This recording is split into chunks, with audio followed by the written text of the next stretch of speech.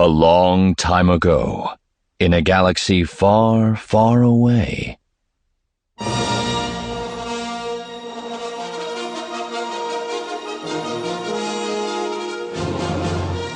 Random House Audio presents Star Wars Scoundrels by Timothy Zahn.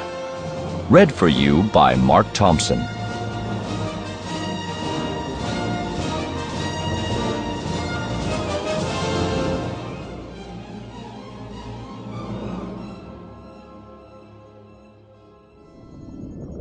Chapter 1.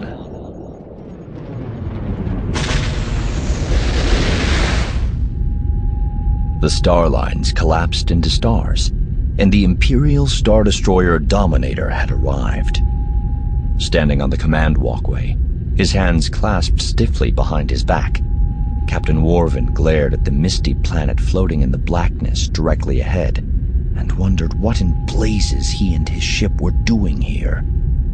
For these were not good times. The Emperor's sudden dissolution of the Imperial Senate had sent dangerous swells of uncertainty throughout the galaxy, which played into the hands of radical groups like the so-called Rebel Alliance.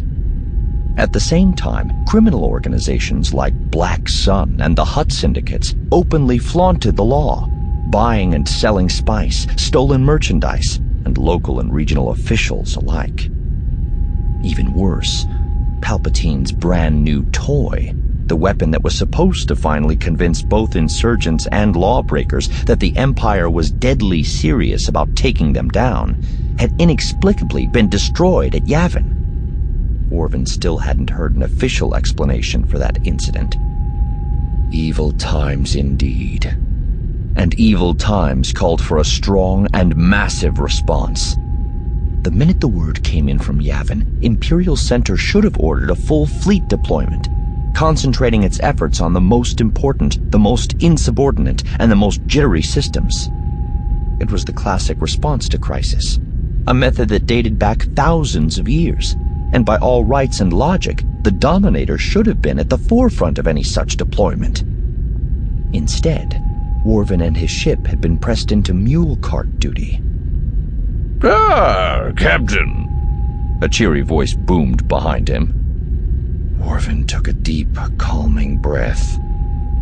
"Lord Ashul," he replied, making sure to keep his back to the other while he forced his expression into something more politically proper for the occasion. It was well he'd started rearranging his face when he did. Barely 5 seconds later, Dashul came to stop beside him, right up at his side, instead of stopping the 2 steps back that Worven demanded of even senior officers until he gestured them forward. But that was hardly a surprise. What would a fat, stupid, accidentally rich member of Imperial Center's upper court know of ship's protocol? A rhetorical question. The answer, of course, was nothing. But if Dashul didn't understand basic courtesy, Worven did. And he would treat his guest with the proper respect, even if it killed him. "My lord," he said politely, turning to face the other. "I trust you slept well." "I did," Dashul said, his eyes on the planet ahead. "So, that's Wukar out there, is it?" "Yes, my lord," Worven said, resisting the urge to wonder aloud if Dashul thought the Dominator might have somehow drifted off course during ship's night. "As per your orders."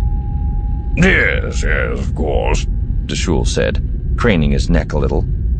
"It's just so hard to tell from this distance. Most worlds out there look distressingly alike." "Yes, my lord," Worven repeated, again resisting the words that so badly wanted to come out. That was the kind of comment made only by the inexperienced or blatantly stupid. With Dashul, it was probably a toss-up. "But if you say it's Wukar, then I believe it," Dashul continued. "Have you compiled the list of incoming yachts that I asked for?" Worven suppressed a sigh. Not just mule cart duty, but handmaiden duty as well. "The comm officer has it," he said, turning his head and gesturing toward the starboard crew pit. Out of the corner of his eye, he saw now that he and Deshul weren't alone. Deshul's young manservant, Deja, had accompanied his superior and was standing a respectful half-dozen steps back along the walkway. At least one of the pair knew something about proper protocol. Excellent, excellent, Deshul said, rubbing his hands together. There's a wager afoot, Captain, as to which of our group will arrive first and which will arrive last. Thanks to you and your magnificent ship, I stand to win a great deal of money. Worven felt his lip twist. A ludicrous and pointless wager to match the Dominator's ludicrous and pointless errand. It was nice to know that in a universe on the edge of going mad, there was still ironic symmetry to be found. You'll have your man relay the data to my floater. My man and I shall leave as soon as the Dominator reaches orbit. He cocked his head. Your orders were to remain in the region in the event that I needed further transport, were they not? The captain allowed his hands safely out of Deshul's sight at his sides to curl into frustrated fists. Yes, my lord. Good, Deshul said cheerfully. Lord Turfy has been known to suddenly change his mind on where the games are to continue, and if he does, I need to be ready to once again beat him to the new destination. You'll be no more than 3 hours away at all times, correct? Yes, my lord, Worven said. Fat, stupid, and a cheat besides. Clearly all the others involved in this vague, high-stakes gaming tournament had arrived at Wukar via their own ships. Only Deshul had had the supreme gall to talk someone on Imperial Center into letting him borrow an Imperial Star Destroyer for the occasion. But for now, all I need is for your men to prepare to launch my floater, Deshul continued. After that, you may take the rest of the day off. Perhaps the rest of the month as well. One never knows how long old men's stamina and credits will last, eh?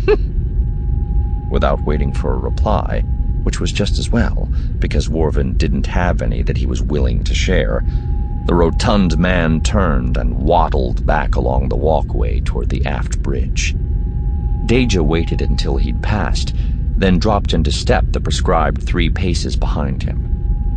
Worven watched until the pair had passed beneath the archway and into the aft bridge turbolift, just to make sure they were truly gone. Then, unclenching his teeth, he turned to the comm officer. "Signal hangar command," he ordered. "Our passenger is ready to leave." He threw a final glower at the aft bridge. Take the day off, indeed. Enough condescending idiocy like that from the Empire's ruling class, and Worven would be sorely tempted to join the rebellion himself. "And tell them to make it quick. I don't want Lord Ashul or his ship aboard a single millisecond longer than necessary." I should probably have you whipped, Deshul commented absently. Deja half-turned in the floater's command chair to look over his shoulder. "Excuse me?" he asked. I said I should probably have you whipped, Deshul repeated, gazing at his datapad as he lazed comfortably on the luxurious couch in the lounge just behind the cockpit. "Any particular reason?" Not really, Deshul said. But it's becoming the big thing among the upper echelon of the court these days, and I'd hate to be left out of the truly important trends. "Ah," Deja said. "I trust these rituals aren't done in public?" No, the sessions are quite private and secretive, Deshul assured him. But that's a good point. Unless we happen to meet up with others of my same lofty stature, there really wouldn't be any purpose. He considered. At least not until we get back to Imperial Center. We may want to try it then. "Speaking only for myself, I'd be content to put it off," Deja said. "It does sound rather pointless." That's because you... Sample complete. Ready to continue?